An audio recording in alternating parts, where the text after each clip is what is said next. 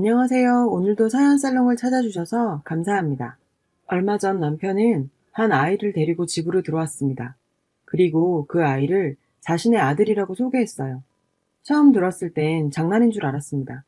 전 아들을 낳은 적이 없으니까요. 잠시 일이 있어 친구 아들을 데리고 온 줄 알았습니다. 장난치지 말고 누군데 물어도 대답 없던 신랑. 이야기 좀 하자 합니다. 들어보니 결혼 전 만났던 여자가 있었답니다.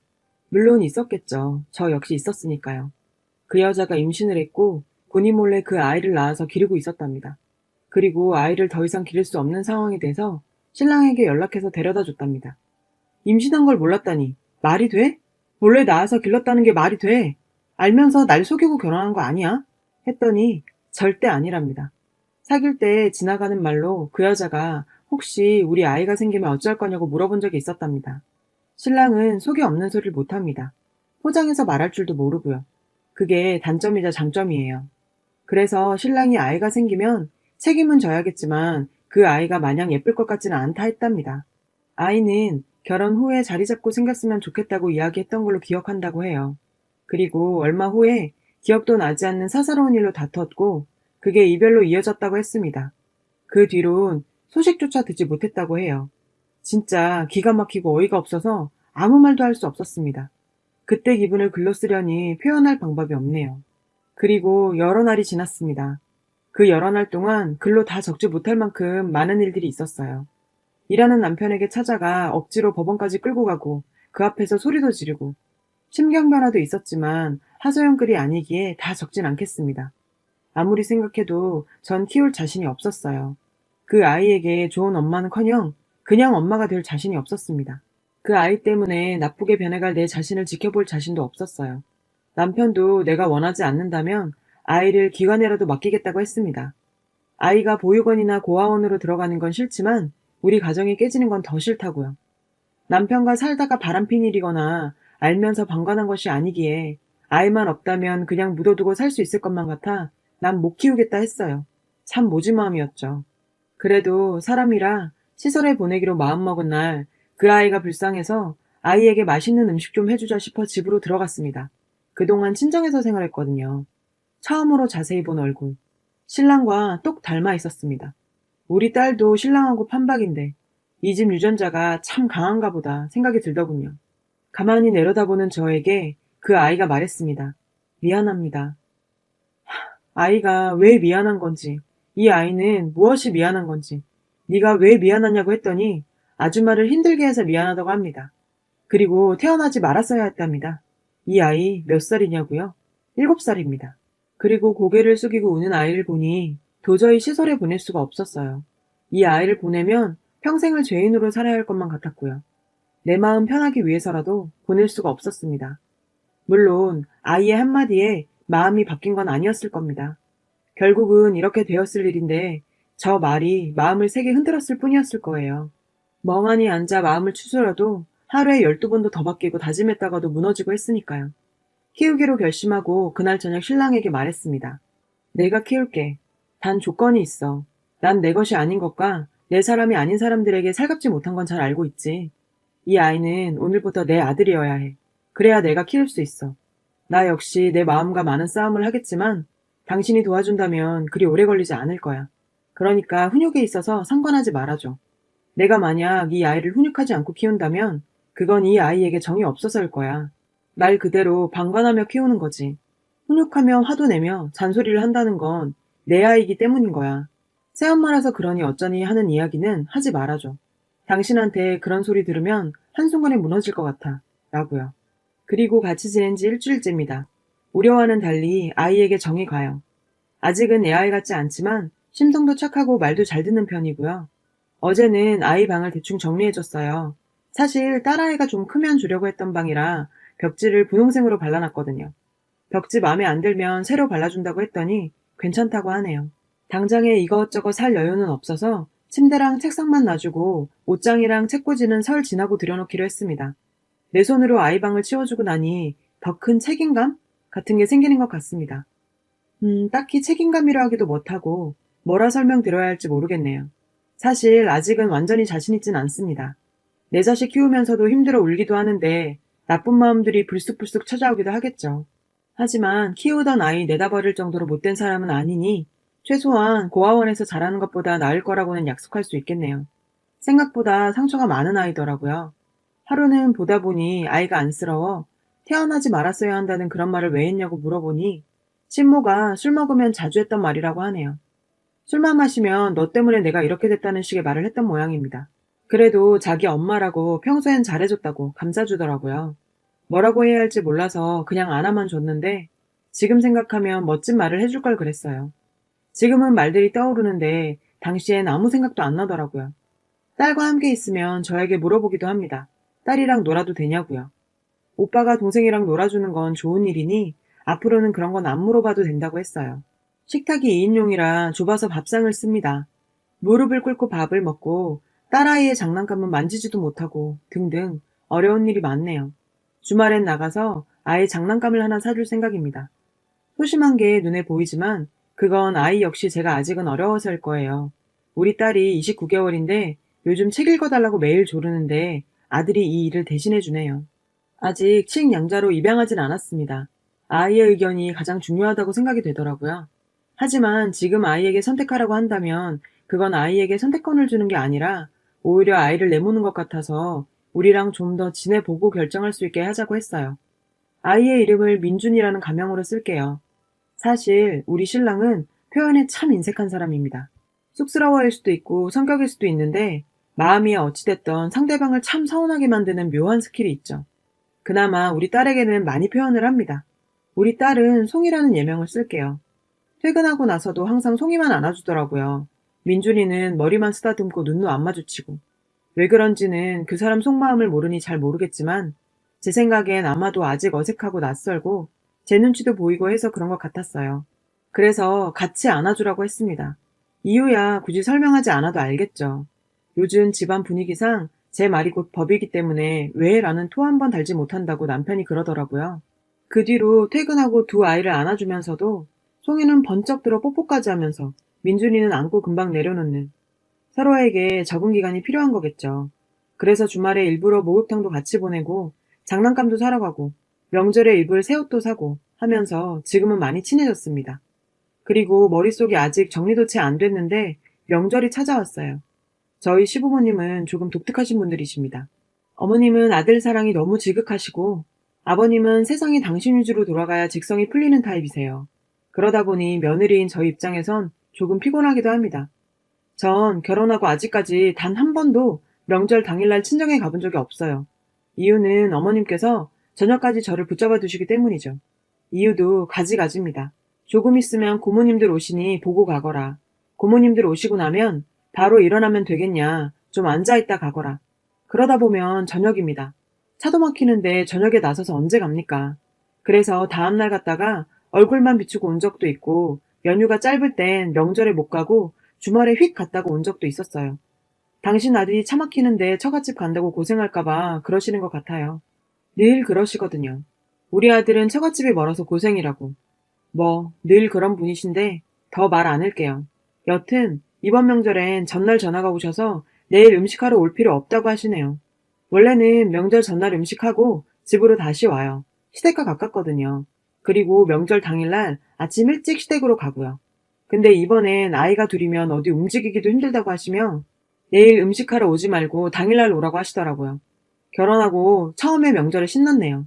참 씁쓸하기도 했어요. 진즉에 조금만 더 배려하시지 말이에요. 그래서 명절 당일날 아침에 갔습니다. 차례를 지내는데 어머님이 민준이도 저를 시키고 싶어서 자꾸 제 눈치를 보시더라고요.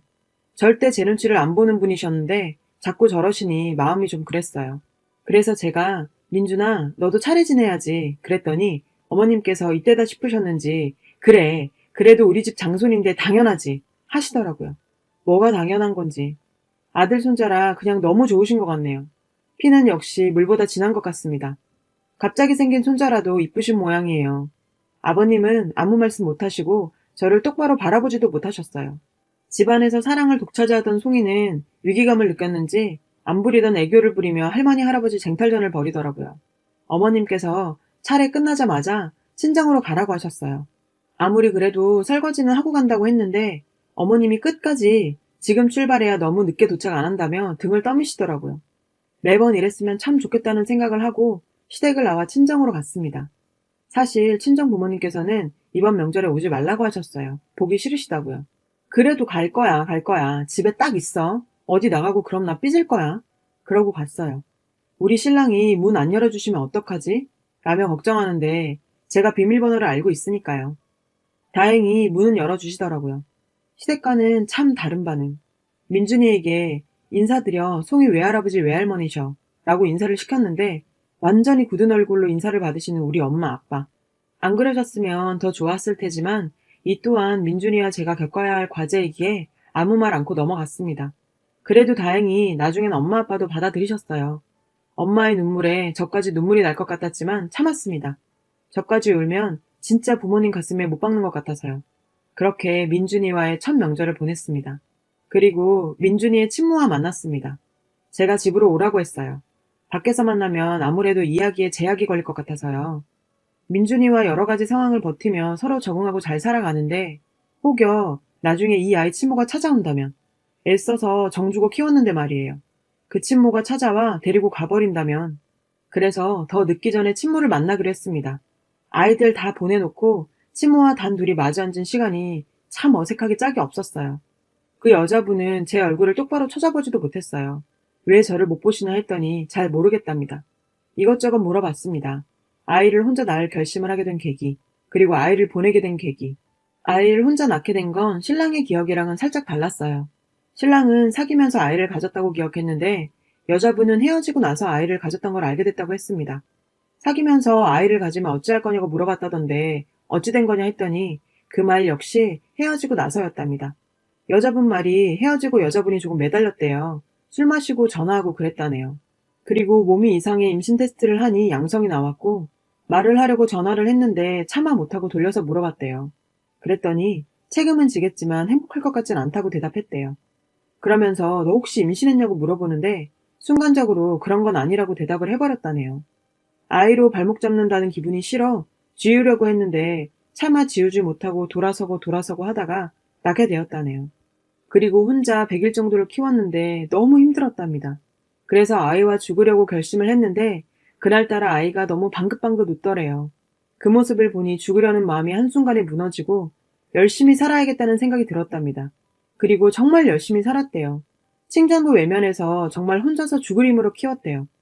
미혼모는 영세민 아파트에 1순위로 신청할 수 있는데 그것도 보증금 500만 원이 필요하답니다. 그 500만 원을 대부업체에 빌리는 바람에 이자로만 한 달에 수십만 원이 나갔고요.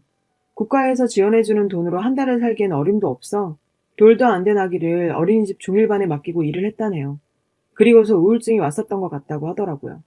아이가 밉고 아이 때문에 본인 인생이 이렇게 될 것만 같아 아이에게 몹쓸 말도 많이 했다고 하면서 펑펑 울더군요. 그리곤 아이를 보육원에 넣고 본인 생을 마감하려고 했었대요. 그 생각이 드니까 아이에게 너무 미안해지더랍니다. 그래서 아빠를 찾았다네요. 아빠를 찾는 건 어렵지 않았는데 전화를 하기까지가 오래 걸렸다고 해요.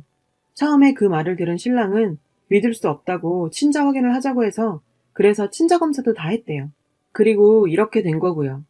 여자분 말을 다 듣고 나니 왠지 모를 동정심도 생기고 안타깝다고 할까요? 그냥 그랬습니다. 독하고 모질게 이야기할 거라고 다짐했는데 생각했던 말들은 머릿속으로만 맴돌고 입 밖으로 나오질 않더군요. 그리고 제가 그랬습니다. 당신의 선택이 지금 몇 사람을 힘들게 하는지 알고 있어요? 나 역시 당신이 살아온 삶을 다 이해하지 못하는 것처럼 당신 역시 지금 내 심정을 절대 이해할 수 없을 거예요. 민준이 받아들이기 힘들었다는 얘기는 길게 안 할게요. 해봐야 당신은 나를 이해할 수 없을 테니까. 앞으로 어떻게 할 건지 얘기해봐요. 아이랑 같이 살 여유가 된다면 아이를 데려갈 거예요? 라고 물었더니 아니랍니다. 욕심인 줄 알지만 아이에게 멀쩡한 가정에서 자라게 해주고 싶었답니다. 그래서 제가 내가 구박할지 어찌 알아요? 날 뭘 믿고 민준이를 맡겨요? 물으니 본인보다 나을 테니 걱정 안 한답니다. 혹시 새 삶을 시작하려는 건지 끝까지 묻고 싶더라고요. 말도 안 되는 소리 하지 말아요. 세상에 친모보다 나은 계모가 어디 있어요? 민준이 포기할 수 있어요? 물었어요. 민준이를 위해서 그럴 수 있답니다. 그래요. 민준이 의견이 제일 중요하죠. 민준이가 동의한다면 친양자 입양을 할 거고 만약 민준이가 동의하지 않는다면 당신이 키워요. 그 훗날 일은 그때 가서 생각해 보자고요. 그동안은 민준이가 보고 싶어도 찾아오지도 말고 몰래 연락하지도 말아줘요. 만약 당신이 상식 밖의 행동을 한다면 나 역시 마찬가지일 거예요. 정 아이가 궁금하고 보고 싶다면 나한테 연락해요. 그럼 사진 몇 장쯤은 보내줄 수 있어요. 그렇게 얘기했어요. 수많은 일들을 글로 간추려 적으려니 표현이 안 되는 부분도 있고 전달이 안 되는 것 같네요. 대충 이렇게 되었습니다. 그 여자의 의견은 알았으니 법적인 절차도 차츰 알아보려고 합니다. 그리고 민준이는 처음보다 많이 나아졌어요. 유치원을 알아봤는데 지금은 자리가 없지만 다행히 입학은 할 수 있더라고요. 그래도 입학까지 텀이 좀 있길래 태권도 도장을 보냈어요. 아무래도 자신감이 없고 소극적이라 태권도 도장에 보내면 좀 나아질까 하는 생각에서였습니다. 지금도 다니고 있는데 유치원 보내도 도장은 계속 보내야 할 것 같아요. 딱히 뭔가 달라진 건 없는데 표정이 좀 밝아진 듯해 보이네요. 저번엔 저녁을 하다가 민준아 뭐 먹고 싶어? 계란찜? 계란말이? 계란후라이? 뭐 먹고 싶은 거 있으면 말만 해 라고 했는데 대답을 안 하더라고요. 그래서 대답 안 하면 계란찜으로 결정하겠어 라고 했더니 조용하게 계란말이요 하는데 왜 그렇게 웃긴지. 전 이맘때 남자아이들이 뭘 좋아하는지 좋아하는 장난감이 뭔지 잘 몰라서 여기저기 귀 동냥을 하고 다니긴 한데 이것 말곤 특별히 민준이와의 관계에서 노력하는 건 없는 불량 아줌마입니다. 점점 나아지겠죠 뭐. 나도 민준이가 싫지 않으니 민준이도 저를 싫어하진 않겠죠. 서로 싫어하지만 않으면 관계 개선이야 시간에 해결해 줄 테니까요. 나갔다 들어오면 손발 씻는 게 습관이 안 되어 있어서 그걸로 잔소리를 좀 하긴 하는데 그 외에 잔소리 들을 일도 없는 아이네요. 그리고 주변 사람들이 주변 사람들의 반응을 걱정하더라고요. 애초부터 전 그런 걱정은 별로 안 했어요. 그래봤자 남의 일. 뭐 얼마나 관심 가지고 살겠어요. 남편과도 어차피 이혼 안 할 거 그냥 제 마음 편한 대로 생각하고 사는 게 낫겠죠. 보이는 대로 믿어버리기로 했네요. 굳이 캐고 파헤쳐서 제가 얻는 게 없잖아요. 처음엔 혼란스러웠고 분노했고 지금은 응원도 격려도 다 받고 싶은 마음에 글을 올립니다. 긴 글 읽어주셔서 감사합니다.